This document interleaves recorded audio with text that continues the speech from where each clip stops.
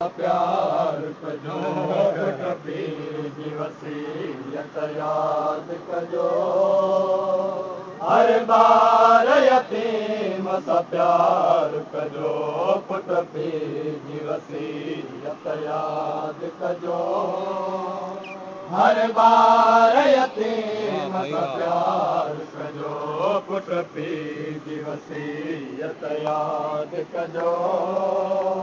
हर बार यतीम सा प्यार कजो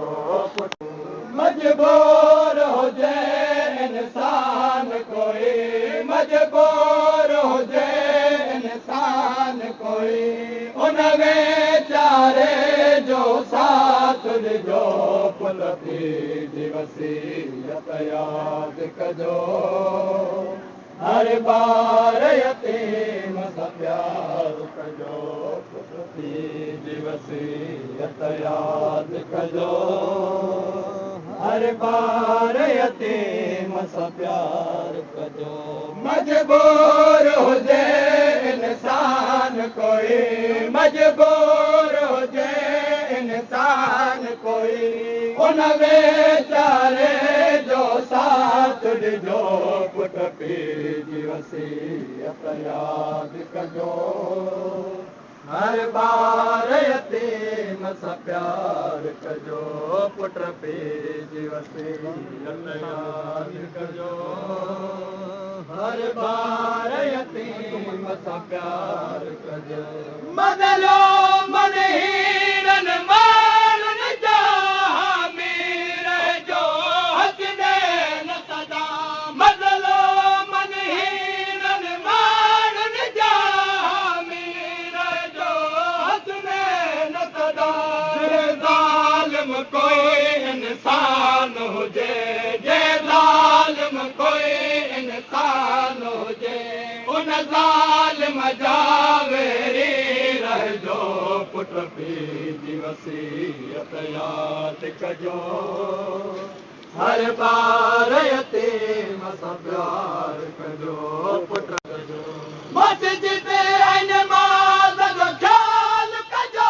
क़ुरान पढ़ी सदा अमल कजो मस्जिद ऐं नमाज़ जो ख़्याल कजो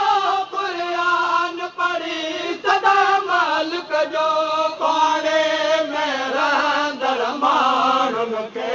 पाड़े में रहंदड़ माण्हुनि खे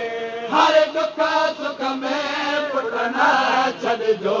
पुट पीउ वसीयत याद कजो हर बार यतीम सा प्यार कजो इब्ने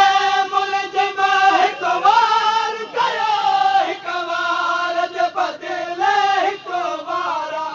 इब्ने मुलज़िम हिकु वार कयो हिकु वार जे बदिले हिकु वारा तव्हां दिल पीउ जा पुट आहियो तव्हां दिल पीउ जा पुट आहियो कातिल ते ॾियो न वार कजो पुट पीउ वसीयत याद कजो हर बार यतीम सा प्यार इब्ने मुलज़िम हिकु वार कयो हिकु वार जे बदिले हिकु वारा इब्ने मुलज़िम हिकु वार कयो हिकु वार जे बदिले हिकु वारा तव्हां दिल पीउ जा पुट आहियो तव्हां दिल पीउ जा पुट आहियो कातिल ते ॾियो न वार कजो पुट पीउ वसीयत